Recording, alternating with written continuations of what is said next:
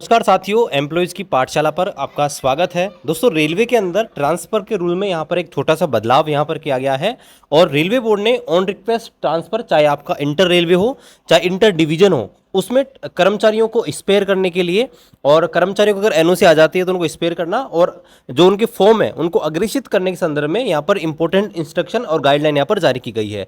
तो चलिए यहाँ पर देखते हैं क्या कुछ बदलाव यहाँ पर किया गया है। उससे पहले आपसे निवेदन है, हमारे इस यूट्यूब चैनल पर आपको रेल कर्मचारी और सेंट्रल गवर्नमेंट कर्मचारियों के लिए वेलफेयर और बेनिफिट संबंधित जो भी अपडेट्स हैं उनके बारे में जानकारी मिलती है। तो आप इस चैनल पर नए हैं, चैनल को अभी सब्सक्राइब करके बेल आइकन को प्रेस कर दीजिएगा। तो यहाँ पर देखिए दोस्तों, ये यहाँ पर अभी आरबीई नंबर 32/2025 यहाँ पर आया है और ये government of India railway board railway ministry का ऑफिशियल यहाँ पर इंस्ट्रक्शन है। और यहाँ पर जो इंस्ट्रक्शन है वो दोस्तों सभी जो जनरल मैनेजर हैं ऑल जोनल रेलवे के और प्रोडक्शन यूनिट्स के उनको यहाँ पर भेजा गया है। यहाँ पर आप डेट देख सकते हैं, आज की लेटेस्ट डेट है।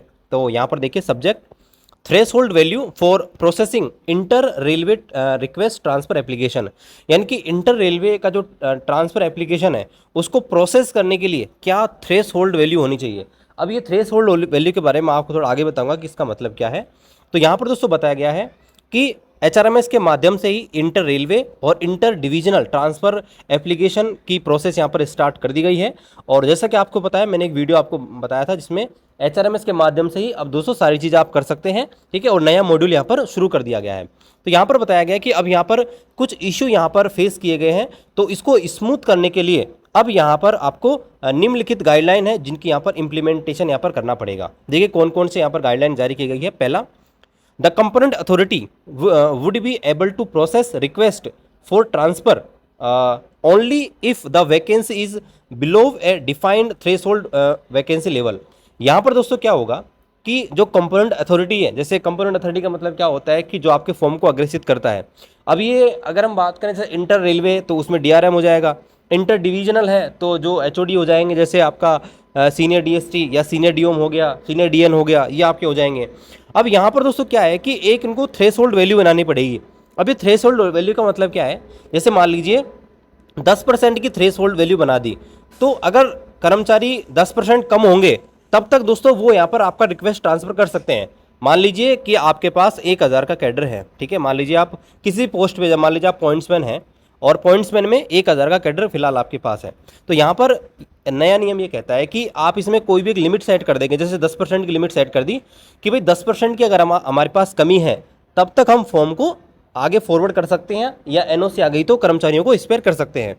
लेकिन अगर 10% से ज़्यादा अगर शॉर्टेज हो गई तो हम यहाँ पर उनको फॉरवर्ड नहीं करेंगे। तो यहाँ पर देखिए यही बताया गया है कि यहाँ पर जो है यहाँ पर यही बताया गया है कि आप एक थ्रेशोल्ड वैल्यू सेट कर दीजिए हर भर्ती के लिए, कि हर पोस्ट के लिए, हर कैडर के लिए, कि इतना % कैडर होगा तब तक हम उसको स्पेयर कर सकते हैं। तो यहाँ पर देखिए इस लाइन को मैं आपको दोबारा से बताता हूँ कि जो कंपोनेंट अथॉरिटी है वो तभी फॉर्म को अग्रेसित कर सकता है, प्रोसेस कर सकता है, भले ही उन कर्मचारियों के एनओसी आ चुकी हो या आप एनओसी नहीं आ गए हो, सिर्फ उन फॉर्म को फॉरवर्ड कर रहे हो।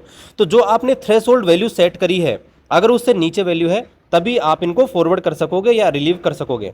और ये जो थ्रेशोल्ड वैल्यू है, यानी कितना वैल्यू होना चाहिए, वो दोस्तों आपके जो पीएचओडी हैं, ठीक है, या जीएम है, वो दोस्तों सेट करेगा कि जैसे पॉइंट्समैन के लिए कितना होना चाहिए, स्टेशन मास्टर के लिए कितना होना चाहिए, ट्रैक मेंटेनर के लिए कितना होना चाहिए।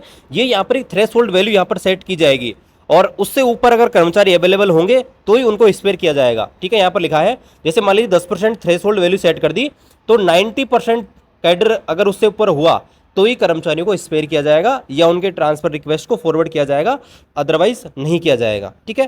आगे यहाँ पर देखिए बताया गया है, the category which directly related to train operation and safety only will be consider for essential and safety category.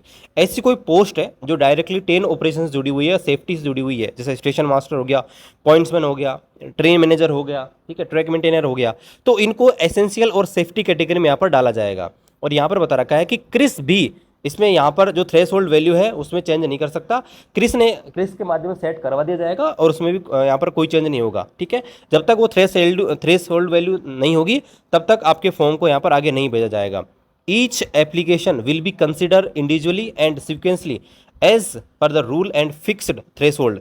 जैसे ही थ्रेशोल्ड हो जाती है तो मान लीजिए जितने भी लोगों ने एप्लीकेशन लगा रखा है तो उनके सीक्वेंस के हिसाब से उनके फॉर्म को यहाँ पर भेज दिया जाएगा और यहाँ पर डिजिटल सिग्नेचर करके जैसे आपका DRM जो भी फॉरवर्डिंग ऑफिसर है वो यहाँ पर इसको कर देगा, ठीक है। और यहाँ पर आगे बताया गया है sufficient caution should be exercise to restrict the vacancies in safety and operation categories. यहाँ पर बताया गया है कि स्ट्रिक्ट कॉशन यहाँ पर अपनाया जाए जब भी यहाँ पर सेफ्टी और ऑपरेशन कैटेगरी है उनके ट्रांसफर को यहाँ पर किया जाए तब, ठीक है। और तो यहाँ पर कुल मिला के दोस्तों बात यही है कि जो भी यहाँ पर सेफ्टी कैटेगरी की पोस्ट है उनमें ट्रांसफर में कुछ दिक्कत यहाँ पर होगी। अगर मान लीजिए कि भाई ऑलरेडी शॉर्टेज यहाँ पर चल रही है तो ट्रांसफर अब थोड़ा यहाँ पर कठिन हो जाएगा, ठीक है। जैसे कोई भी वैल्यू सेट कर देंगे, जैसे 10% सेट कर दी, तो अगर 10% की शॉर्टेज हो गई उस डिवीजन में, ठीक है, तो उनका फिर ट्रांसफर नहीं किया जाएगा। सीधा सा मतलब ये है, जैसे मान लीजिए पॉइंट्समैन है और पॉइंट्समैन का 1000 कैडर है, ठीक है, और मान लीजिए थ्रेशोल्ड वैल्यू इसकी 10 सेट कर दी, तो अगर 10% शॉर्टेज हो गई, जैसे 1000 की जगह 900 मान लीजिए पॉइंट्समैन रह गए, तो फिर आपका जो फॉर्म है उसको यहाँ पर अग्रेसित नहीं किया जाएगा।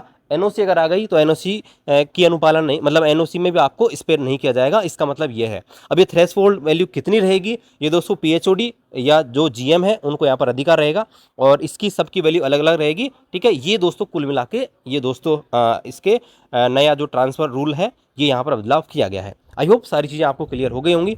कोई भी डाउट है दोस्तों कमेंट कीजिए। मिलते हैं अगले वीडियो में अगली अपडेट के साथ, तब तक जय हिंद, वंदे मातरम।